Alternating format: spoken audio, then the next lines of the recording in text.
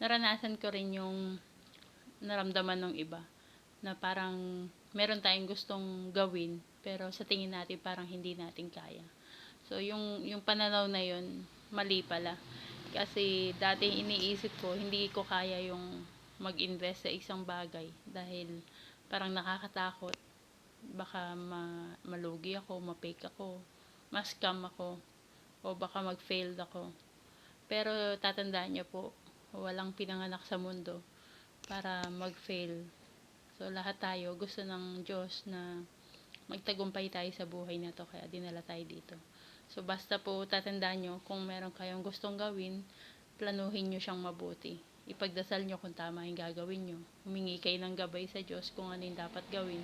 At yung isa pa po, pag-aralan natin kung ano yung dapat natin gawin bago natin pasukan yun. Katulad halimbawa yung investment sa lupa.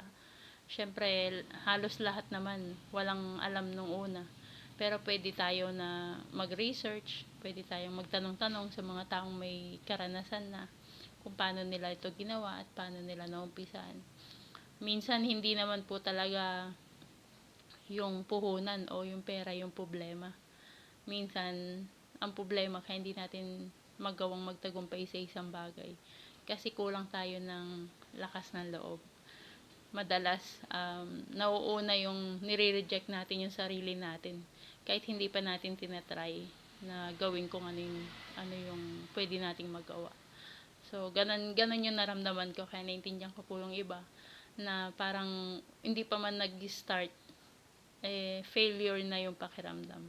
So, dapat alisin po natin yung kasi hindi tayo magtatagumpay kahit sa anong larangan, kahit sa sports, kahit sa pag-aasawa, paghanap ng trabaho. Kapag nireject natin agad yung sarili natin, hindi tayo magtatagumpay kahit ano yung gawin natin. Pero kapag ginawa natin na nagtiwala tayo sa Diyos, nagtiwala tayo sa sarili natin, sigurado yung teamwork ng dalawa na yan, garantisado yung success.